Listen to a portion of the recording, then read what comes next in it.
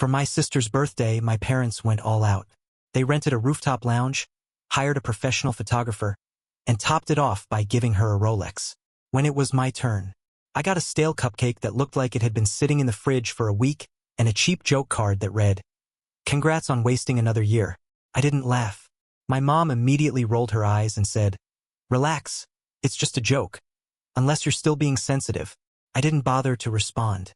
Instead, I snapped a quick photo of the table and walked straight out of the room. Later that night, my phone lit up. My cousin was blowing it up, practically yelling, "What the hell did you do?" That's when it hit me. I, a 29-year-old guy, had never expected one single photograph to shake the very foundation of my family. But sometimes the truth doesn't ask politely. It barges in and demands to be seen. That truth smacked me in the face the Tuesday before. I'd walked into our dining room and felt the gut punch comparison between how my birthday had been treated and how my sister's had been celebrated just 3 weeks earlier. For her 26th, they had thrown the kind of party you'd see in a lifestyle magazine. Champagne fountains, live jazz, a professional photographer snapping every perfect moment, and the star of the night opening a $15,000 Rolex wrapped in Tiffany blue paper. My parents had been planning that event for months, making sure their golden girl felt like she was living out some royal fantasy. For my birthday, I came home to a grocery store cupcake, its frosting already smudged, sitting alone on the kitchen table next to a gas station greeting card with some lazy cartoon about getting older. When I opened it, the message inside hit me like a slap.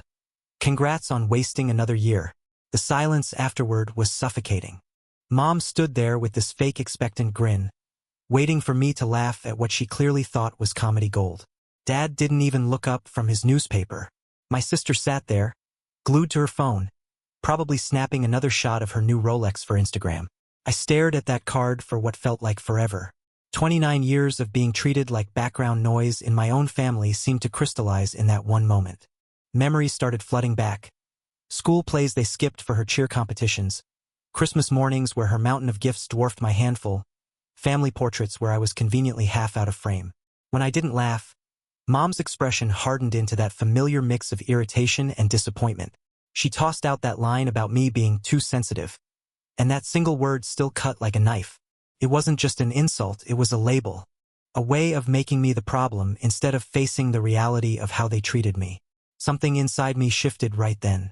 Not a dramatic outburst, no yelling or slammed doors. Just this cold, sharp clarity. I quietly pulled out my phone, took a picture of that sad little setup. Cupcake, card, empty chairs, and walked out without saying a word. That night, sleep was impossible. I kept staring at that photo, then scrolling through the dozens of glamorous shots from my sister's rooftop bash plastered across social media. The contrast was so jarring it almost looked staged, like one of those before and after ads. But this was my life. That's when the idea sparked. I stayed up crafting a collage. On the left, my sister's birthday extravaganza. Perfect lighting, designer dress, surrounded by smiling faces. On the right, my pathetic birthday party. A lone cupcake, a cruel card, and the unforgiving glare of our kitchen light. The caption I wrote was short, sharp, and impossible to ignore. Same parents, different priorities. Spot the favorite child. I posted it everywhere: Facebook, Instagram, Twitter, even LinkedIn. I tagged every relative, family friend, and old acquaintance I could think of. No angry rant, no name-calling. Just the receipts. Then I powered down my phone and went to bed. By morning, the storm had already hit. My phone was exploding with notifications, hundreds of comments, shares, and private messages. The post went viral in our extended family and social circles. People were shocked, outraged, sympathetic. Some opened up about their own experiences with favoritism. Others straight up called my parents out in the comments. Around noon, my cousin called, practically screaming in my ear. She demanded to know why I'd destroyed the family, accused me of being vindictive, and said my aunt had already called my mom, who was having a full-blown meltdown. My dad's co-workers had apparently started whispering questions at the office. My sister's friends were giving her pity looks. But I wasn't finished. Over the next few days, I went digging years' worth of family photos, social media posts, and old memories. I laid it all out. My sister's sweet 16 with a ballroom full of guests compared to my 16th, which my parents literally forgot. Her college graduation with a catered party versus mine, where they showed up late and left before the cake. Her promotion dinner at a country club versus mine, which got nothing more than a distracted, "That's nice," from Dad. I started posting them as a series, each one carefully captioned with dates and context. Still not bitter or angry, just presenting the evidence. The internet ate it up.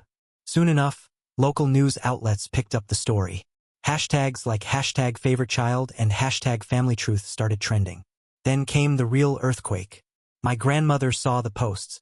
Now, Grandma had always been the peacekeeper, the glue trying to hold the family together.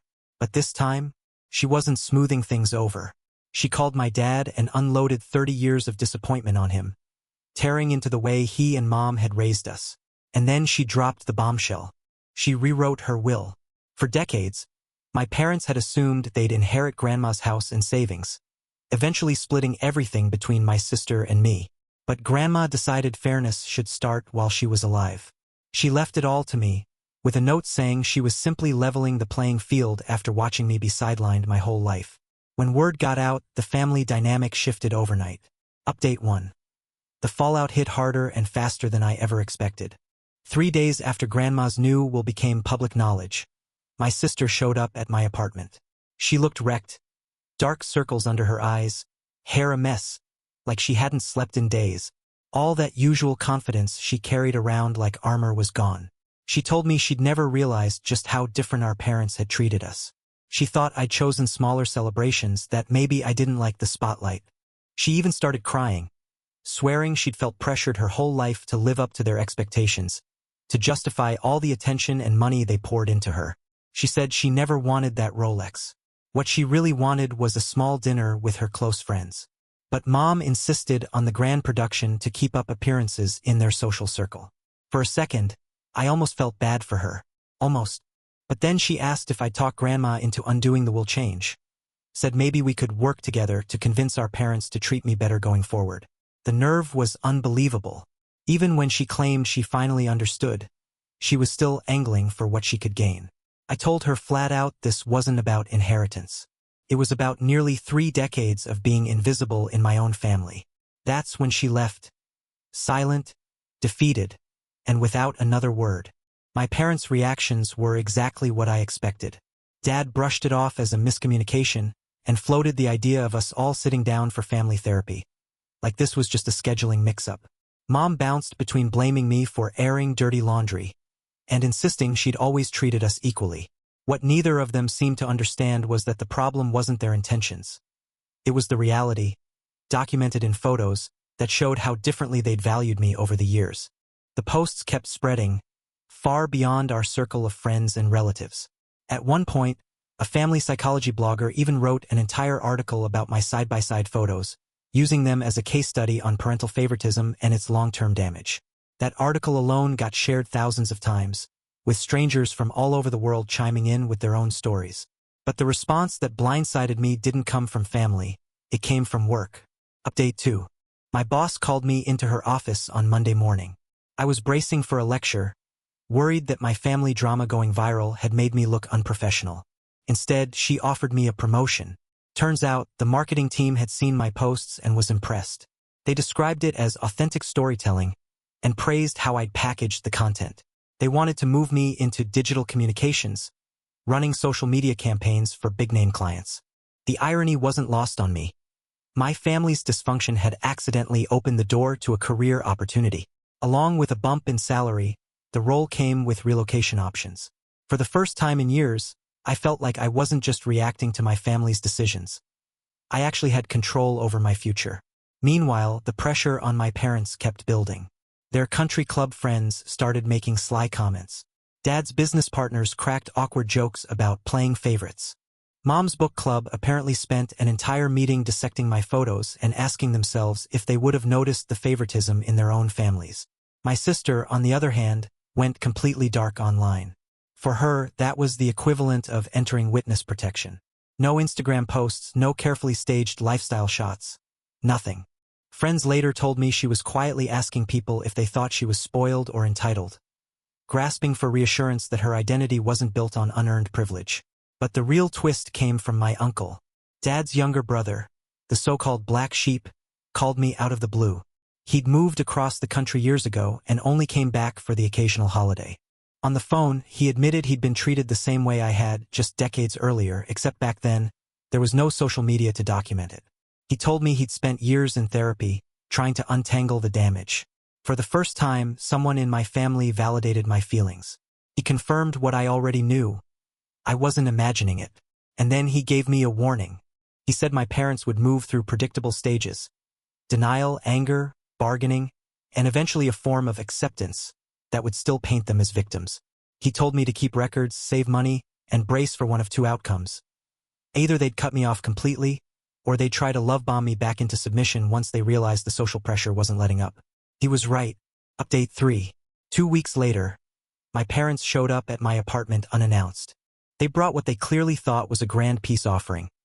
A check for $15,000, the same amount they'd spent on my sister's Rolex, and a neatly typed apology letter. That letter was a masterclass in the art of the non-apology. They said they were sorry I felt unfairly treated, regretted any misunderstandings about their intentions, and promised to be more mindful of my sensitivities in the future. Every line was carefully worded to avoid admitting they had ever done anything wrong. I handed the check back without even opening the envelope. I told them flat out that this wasn't something money could fix. The wound went deeper than that. It was 3 decades of being treated as less. Mom cracked first. She snapped, demanding to know what else I wanted, what it would take for me to end this circus. When I told her all I wanted was acknowledgement of reality, she accused me of being vindictive, manipulative, and attention-seeking. Dad tried a softer approach, suggesting that sure, maybe they'd made mistakes, but no family is perfect. He painted my posts as an overreaction, asking why I couldn't have just spoken to them privately instead of putting it online. That's when I asked the one question they couldn't answer. If the roles had been reversed, if I'd been the favorite and my sister had posted those photos, what would your reaction have been? The silence that followed said everything. They left without their check, and I haven't heard from them since. My sister made one last attempt to patch things up a few days later. She showed up with this idea that we could be allies now, that maybe we could work together to educate families about the dangers of favoritism. It sounded noble until I asked if she'd be willing to go public, stand beside me and acknowledge the reality of how differently we were treated. She froze. She admitted she was worried about her reputation, about how it might affect her relationships and standing in the family. Even in her so-called growth, she was still more worried about protecting her image than supporting the truth. In time, the online attention faded. Viral posts always do, but the changes they sparked in my life stuck. I took the promotion, relocated to a new city, and finally started building a life on my own terms. Not too far away, I still stayed close enough to visit the relatives who genuinely valued me, like Grandma and my uncle. 6 months later, I heard through the grapevine that my parents had started therapy. Apparently, they spent most of their sessions talking about repairing their reputation, not actually addressing the favoritism. My sister started therapy too, finally digging into her lifetime of pressure to be the perfect daughter. Grandma, meanwhile, never changed her will back. When I visited her recently, she told me she had no regrets. She said she'd watched her son repeat the same favoritism patterns his own father had once shown him, and she was done enabling a cycle that damaged generation after generation. As for me, I'm the happiest I've ever been.